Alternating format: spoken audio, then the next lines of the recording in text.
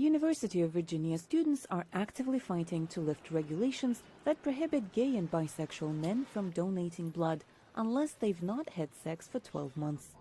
First-year student Austin Hauk founded Homoglobin, a social welfare organization that aims to rethink the existing regulations. Our other major goal is getting the FDA, the Food and Drug Administration, to reduce or eliminate the deferral policy for gay and bisexual men donating blood. Currently, it's if you're gay or bisexual and you've had sex with another man, you cannot donate blood for a year, and the science does not support that. Hauk has begun spreading the word of his organization on campus, and many students have already teamed up with him. I saw his organization, Homoglobin, and I wanted to get involved because as a member of the LGBT community, I don't like seeing that gay men cannot donate blood. Hauk hopes to gain support on and around campus to lift the existing ban and rethink the law. He has been successful online, but realizes he needs offline support. So far, I have about maybe 13 to 15 volunteers, people that'll help me create the fundraisers and the events. Thus far, we're planning on doing community door knocking. We'll go out into local residential zones and, go house to house, asking for donations, educating people based on our organization. The U.S. Food and Drug Administration, or FDA, says they continually monitor the science and will review the existing laws if new research and tests show the ban can be safely lifted. But the agency also underscores the risk of spreading the HIV virus is higher among gay and bisexual men. Every year, there are more than 50,000 new reports of infection in the U.S. But all blood is rigorously tested, and the chances of getting HIV from a transfusion are very rare in the United States. We have antiviral medications which not only are highly effective, but they also can so significantly reduce the virus circulating in the blood as to pose a very low or no risk at all. And so, given that the risk of contaminating the blood supply is extraordinarily low, I think it's time for us to rethink that law. Activists are not alone questioning the law.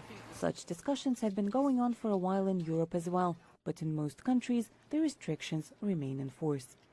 For Alexei Gorbachev in Charlottesville, Virginia, NRI's VOA News.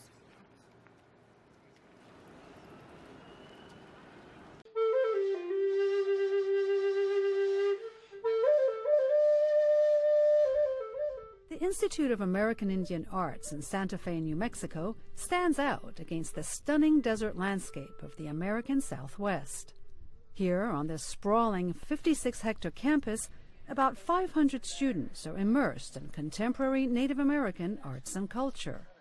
Institute President Robert Martin, who is Cherokee, says members of about 100 tribes on average attend the school. That's a lot of diversity, and of course we also have non-native students as well. We're open to everybody, but our mission will always reflect that indigenous or native perspective. I think that's an important aspect of what we have here is a sense of community, almost a sense of family. Daniel Yazi Natonaba feels that connection. Growing up on a reservation, I was entirely isolated. I was surrounded by, other natives of the similar tribes. And my whole perspective of the world was just Navajo. But when I've came here, I've learned other perspectives of Yaqui, Tohono O'odham, Pueblos. My work is paying homage to the people who raised me. Dolores Scarlett Cortez is exploring her roots through printmaking and photography. Growing up, I felt like I was really missing that kind of side of me because my parents never talked about it. What I'm hoping to do is go back to my community to document the people back home that I really care for. That feeling of giving back to the community is not unusual among the students, says Martin.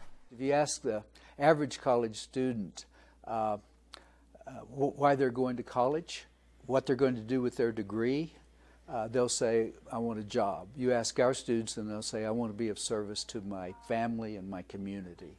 And so that makes our students different. It's called shelter. Student Daniel Forrest appreciates that unique perspective. I'm learning how to walk differently, really pay attention, because Western culture tends to be a little conquistador, a little aggressive, and you just take that with you wherever you go in the world. It sort of suits you for the most part. That doesn't work here. So I'm learning to just recalibrate everything. I always wanted to bring something back to my culture. Many of the school's graduates return to teach there years later. Anthony Dieter, who graduated 25 years ago, teaches a new concept in filmmaking, a digital dome where viewers watch moving images on a spherical screen rather than a flat one. The new technology is very fitting, given his native background. We're indigenous cultures, and we are not linear. We're spherical. We're round. And I'm going, so here all of a sudden, here's a media that's totally immersive for us to tell our stories actually in the round. Which is technologically and culturally a perfect balance, he says. I think they estimate since the inception of Hollywood, 4,000 movies have involved Native Americans. My challenge to the industry would be this. We've heard what you have to say about us. Now you're going to hear what we have to say about us. The students are expressing their voices loud and clear, on campus, at the school's museum, and all around the world. Julie Tabo, VOA News, Santa Fe, New Mexico.